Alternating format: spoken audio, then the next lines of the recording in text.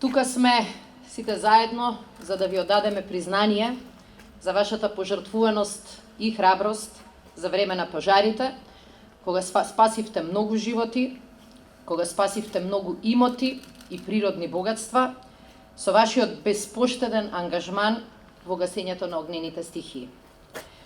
Тука сме сите заедно во време во кое целата држава е се уште сплотена во тагата за изгубените животи во несреќата во Бугарија.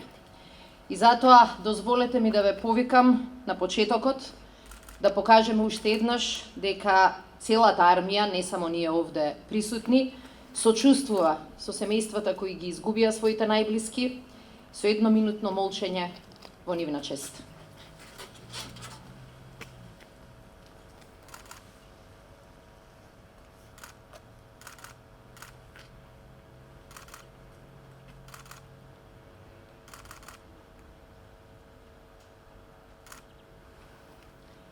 Нека им ја вечна слава. Секој граѓанин во Северна Македонија сочувствува во оваа тага.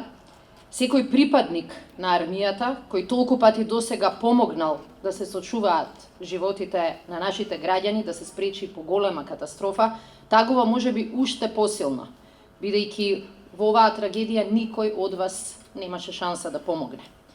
Но секогаш кога имавте шанса, таа шанса ја користевте и бевте први во помош кон своите сограѓани. Така било и беше безброј пати и во минатото. Во услови на различни поплави, пожари, кризи, непогоди, пандемии, така беше и летово кога државата буквално гореше. Ниту еден од вас, и кога велам вас, не само тие што сте тука, туку сите оние над 700 кои беа спомнати во оваа наредба, не помисли да ја предаде обврската на некој друг. Никој од вас не помисли да остане со своето семејство и да замижи пред заканата кон граѓаните. Ниту еден од вас не ги чувствуваше болката и уморот, чадот и тежината на задачата, сериозноста на ризикот буквално да се влета во огнените стихии, а било како пешадија, било како воздухопловство.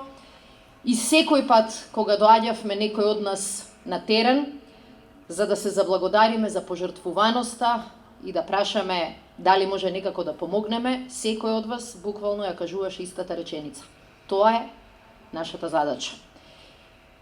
Од најлошо спасивте и човечки животи, и куќи, и манастири, и воени инсталации. Затоа сме тука денеска и во име на целата држава да ви посакаме се најдобро и да кажеме едно големо благодарам. Благодарам што службата кон граѓаните и државата навистина ви е пред се. Што бевте и во Кочани, и во Куманово, во Берово и Делчево и во целиот регион. Благодарност што на сите 13 локации каде пожарите се закануваа, покажавте дека сте вистински луѓе со принципи, со интегритет и со многу храброст.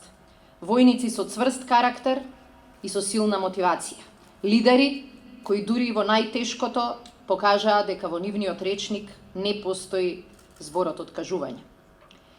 Во сета таа трка да се спаси секоја педа од нашата татковина од налетот на огнените стихии, ниту еден од вас, ниту еден од ангажираните кои касневте и од копно и од воздух не беше повреден. За среќа, што беше за сите нас најважно.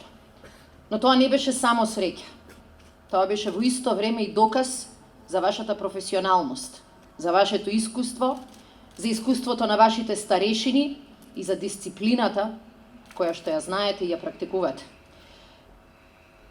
Дозволете ми во оваа прилика да кажам дека буквално на сите нас ни беше чест што можевме во тие моменти да се потпреме на вашата храброст, да се потпреме на вашето присуство на терен и да чуеме од страна на многу граѓани низ цела држава дека самото присуство на вашата униформа им дало храброст, им дало сила да истраат, им дало утеха и верба дека работите можат да бидат подобри. Бев тогаш со некој од единиците, имав прилика да разговарам со многу од вас и знам дека тоа што го правевте и жртвата која ја превземавте, не ја правевте ниту за пари, ниту за пофалници, ниту за слободни денови. Го правевте тоа што го направивте заради вашиот збор, дека ќе служите и ќе сторите се за да ја заштитите државата и да ги одбраните нејзините луѓе.